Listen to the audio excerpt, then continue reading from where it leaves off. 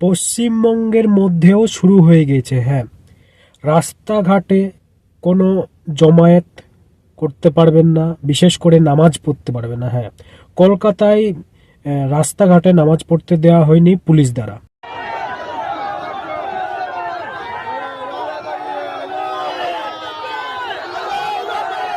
তারপর কোনো loud speaker, বেশি জোরে মাইক বাজানো হবে না, এবং এটা চালুও হয়ে গিয়েছে।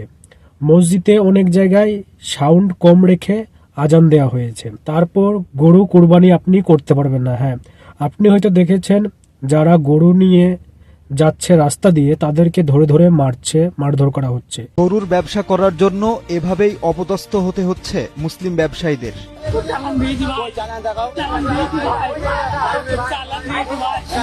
পশ্চিমবঙ্গের গরিব এই ব্যবসায়ীরা অসহায় হয়ে পড়েছে কট্টর হিন্দুত্ববাদীদের কাছে।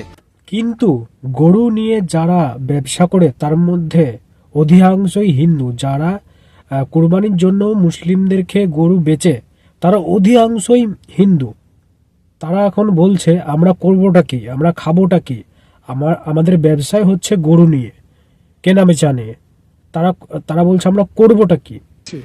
আমাদের সময় আমাদেরকে গরু তুলিনি, আমাদের গরুগুলো কি হবে, আমাদের কি হবে, আমাদের গরু থেকে যে সঞ্চয়, তাহলে আমাদের সরকার আমাদের চাকরি দিই, সেই সময় সাথে হবে এই গরুটা বুড়ি হয়ে গেছে, আমি করবোটা কি, ওটা আমাদের বেচতে হবে যে দামি হোক। দেখা গেল গরুর বাচ্চা দিচ্ছে, ঠিক আছে, বাচ্চা দিলে সে গরুগুলো যদি বিক্রি না দিয়ে আমরা কি করবো, খাওয়াবো কি?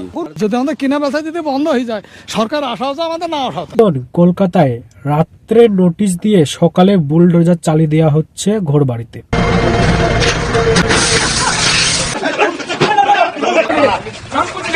তাহলে কলকাতার মধ্যে কি হতে চলেছে এখন থেকেই বুঝে গিয়েছেন। এখনো তো অনেক কিছু হতে বাকি। আপনারা ভালো থাকবেন। ভিডিওটা দেখার জন্য ধন্যবাদ।